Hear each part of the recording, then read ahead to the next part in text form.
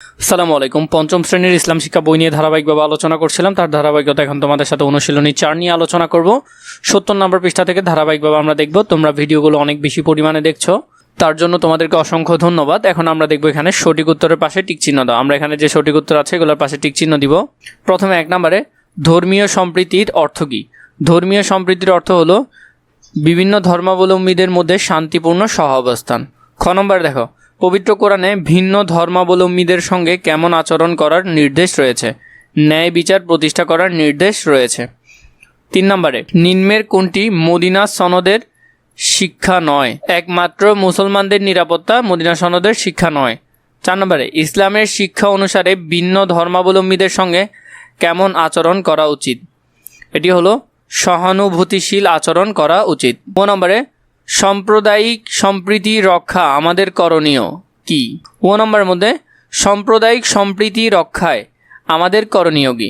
ভিন্ন ধর্মাবলম্বীদের যথাসম্ভব সাহায্য সহযোগিতা করা। পরবর্তী 2 নম্বরের মধ্যে আমরা শূন্যস্থান পূরণগুলো করব। এখানে যে শূন্যস্থানগুলো রয়েছে এগুলো আমরা করব। বাংলাদেশ সম্প্রীতির দেশ, তাহলে এটা আমরা দেখব এখন। বাংলাদেশ ধর্মীয় সম্প্রীতির দেশ, উত্তর হবে কি? ধর্মীয়। আমরা ভিন্ন ধর্মাবলম্বীদের সঙ্গে ভদ্র ও আচরণ করব। ভদ্র ও বিনয়ী আচরণ করব, উত্তর হবে কি? বিনয়ী। এরপরে ঘ নম্বরে ধর্মীয় সম্প্রীতির জন্য গুরুত্বপূর্ণ। ধর্মীয় সম্প্রীতির জন্য ন্যায় বিচার গুরুত্বপূর্ণ। ধর্মীয় সম্প্রীতির জন্য ন্যায় বিচার গুরুত্বপূর্ণ। ঘ নম্বর মদিনা সনদ অনুযায়ী মুসলিম ও অমুসলিম এক হিসেবে বিবেচিত হয়েছিল। এক জাতিগোষ্ঠী হিসেবে বিবেচিত হয়েছিল।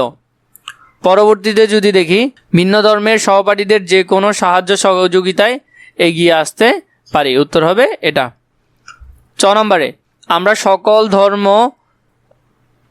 সকল ধর্মের মানুষের মতামত ও অনুভূতির প্রতি হব। মতামত ও অনুভূতির প্রতি সহনশীল হব। কি হব? সহনশীল। তাহলে উত্তর হবে সহনশীল। 3 নম্বরে দেখো, এখানে বলেছে বাম পাশের সাথে ডান পাশের মিলকরণ। আমরা বাম পাশের সাথে ডান পাশেরগুলো মিল করব। বাম পাশ এবং ডান পাশ। প্রথমটা আছে ধর্মীয় সম্প্রীতি বিভিন্ন ধর্মাবলম্বীদের মধ্যে সহমর্মিতা ও সহযোগিতা বৃদ্ধি করে। তাহলে আমরা প্রথমটা যেটা দেখেছিলাম, ধর্মীয় সম্প্রীতি বিভিন্ন ধর্মাবলম্বীদের মধ্যে, এই অংশটা সেখানে অ্যাড করতে হবে। সহমর্মিতা ও সহযোগিতা বৃদ্ধি করে। 2 নম্বরে ইসলামী ধর্মীয় সম্প্রীতির জন্য আমাদের উদ্ধৃত করে। ইসলাম ধর্মীয় সম্প্রীতির জন্য আমাদের উদ্ধৃত করে, তাহলে হবে নিচেরটা। পরবর্তীতে 3 নম্বরে যদি দেখি, মহানবী হযরত মুহাম্মদ সাল্লাল্লাহু আলাইহি সাল্লাম মদিনা সনদ প্রণয়ন করেন ধর্মীয় সম্প্রীতি প্রতিষ্ঠার জন্য। 3 নম্বরে মহানবী হযরত মুহাম্মদ সাল্লাল্লাহু আলাইহি সাল্লাম মদিনা সনদ প্রণয়ন করেন ধর্মীয় সম্প্রীতি প্রতিষ্ঠার জন্য। এরপরে যদি 4 নম্বর দেখি, সংখ্যাগরিষ্ঠ ও সংখ্যালঘু উভয় নাগরিককে ধর্মীয় স্বাধীনতা ও নিরাপত্তা প্রদান করা উচিত। তাহলে এটা হবে এটার সাথে উত্তর। 5 নম্বরে মদিনা সনদের মূল শিক্ষা হলো সকল সম্প্রদায়ের অংশগ্রহণমূলক সমাজ প্রতিষ্ঠা করা।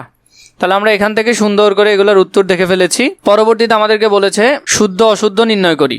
প্রথমটা, কোরআনে বলা হয়েছে ন্যায় বিচারই তাকওয়ার নিকটবর্তী, এটি শুদ্ধ। এটা হবে কি? শুদ্ধ। 2 নম্বরে মদিনা সনদে কেবল মুসলমানদের অধিকার স্বীকৃতি হয়েছিল, এটা অশুদ্ধ। এখানে মদিনা সনদে মুসলমান এবং অমুসলিম সবার জন্যই হয়েছিল। 3 নম্বর ধর্মীয় সম্প্রীতির জন্য আমরা শুধু মুসলমানদের সাথে সৎ ব্যবহার করব, এটাও অশুদ্ধ। আমরা সবার সাথে ভালো ব্যবহার করব। ঘ নম্বরে ভিন্ন ধর্মের মানুষের সার্বিক নিরাপত্তা দিয়ে সামাজিক সংহতি গড়ে তোলা যায়, এটা শুদ্ধ।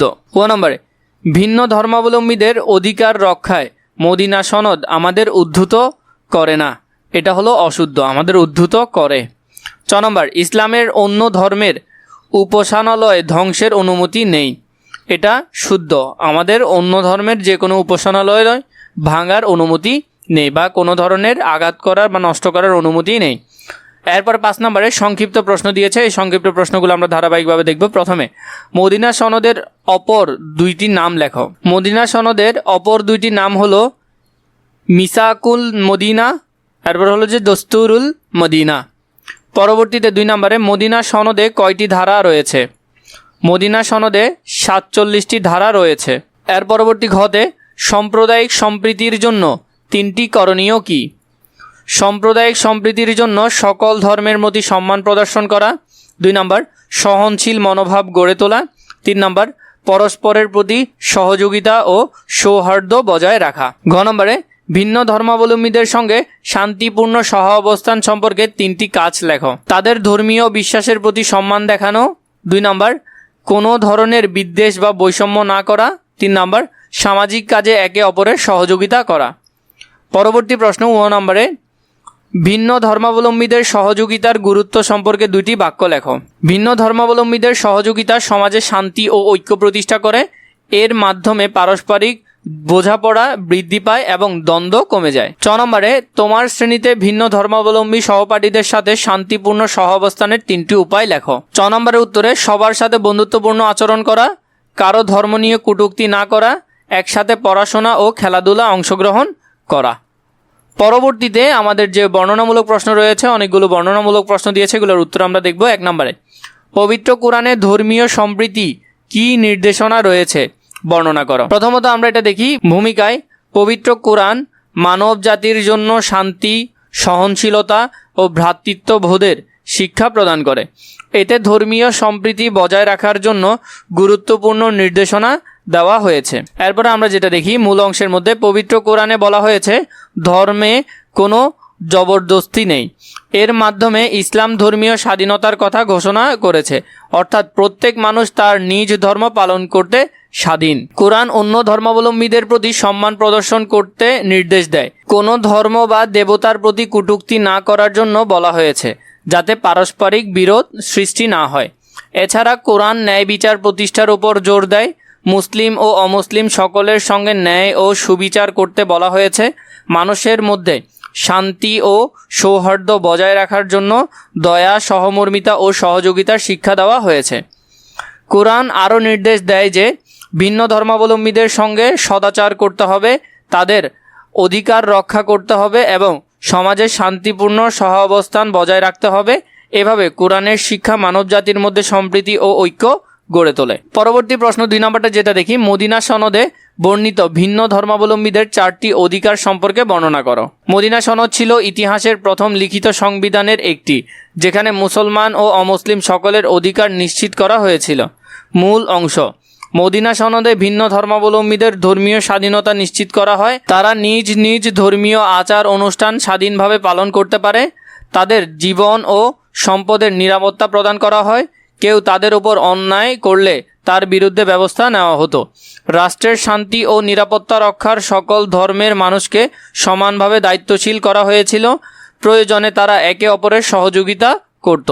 ন্যায় বিচারের ক্ষেত্রে কোনো বৈষম্য করা হতো না। মুসলিম ও অমুসলিম সবাই সমান বিচার পেত।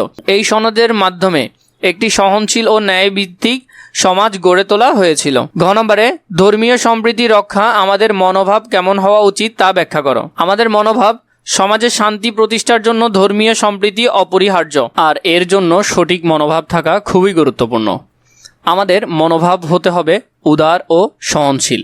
অন্য ধর্মের মানুষের প্রতি সম্মান প্রদর্শন করতে হবে এবং তাদের বিশ্বাসকে গুরুত্ব দিতে হবে।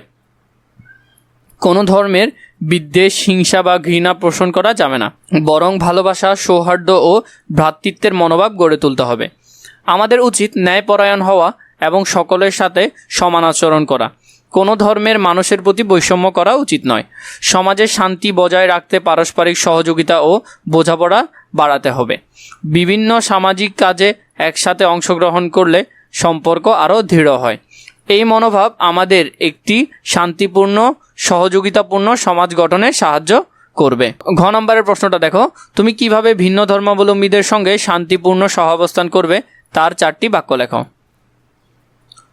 প্রথমত, আমি সব ধর্মের মানুষের প্রতি সম্মান প্রদর্শন করব এবং তাদের বিশ্বাসকে মূল্য দিব। আমি সবার সাথে সদাচার করব এবং কোনো ধরনের বিদ্বেষ বা বৈষম্য করব না। আমি সামাজিক ও মানবিক কাজে সকলের সাথে মিলেমিশে অংশগ্রহণ করব। আমি শান্তি, সহনশীলতা ও সৌহার্দ্য বজায় রেখে সকলের সাথে বসবাস করব। পরবর্তী শেষ প্রশ্নে যদি আমরা দেখি, একটি সামাজিক অনুষ্ঠানে বিভিন্ন ধর্মাবলম্বীদের শান্তিপূর্ণ অংশগ্রহণ নিশ্চিত করতে তুমি কি কি পদক্ষেপ গ্রহণ করবে? সামাজিক অনুষ্ঠানে সকল ধর্মের মানুষের অংশগ্রহণ নিশ্চিত করা সাম্প্রদায়িক সম্প্রীতি বৃদ্ধির জন্য অত্যন্ত গুরুত্বপূর্ণ। প্রথমে আমি এমনভাবে অনুষ্ঠান পরিকল্পনা করব যাতে কোনো ধর্মের অনুভূতিতে আঘাত না লাগে। সবার জন্য সমান সুযোগ নিশ্চিত করব, যাতে কেউ নিজেকে অবহেলিত মনে না করে। অনুষ্ঠানে পারস্পরিক সম্মান ও সৌহার্দ্য বজায় রাখার জন্য সবাইকে সচেতন করব। আমি এমন পরিবেশ তৈরি করব যেখানে সবাই নিরাপদ ও স্বাচ্ছন্দ্য বোধ করে।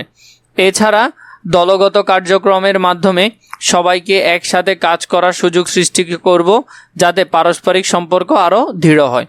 তো তোমাদের যদি এভাবে প্রতিটি অধ্যায় এবং প্রতিটি পৃষ্ঠা, যে কোনো পৃষ্ঠা নিয়ে সমাধান প্রয়োজন হয়, শুধু আমাকে একটা কমেন্ট করে বললে হবে, নিশ্চয়ই আমি তোমাদের জন্য সেটি তাড়াতাড়ি দিব।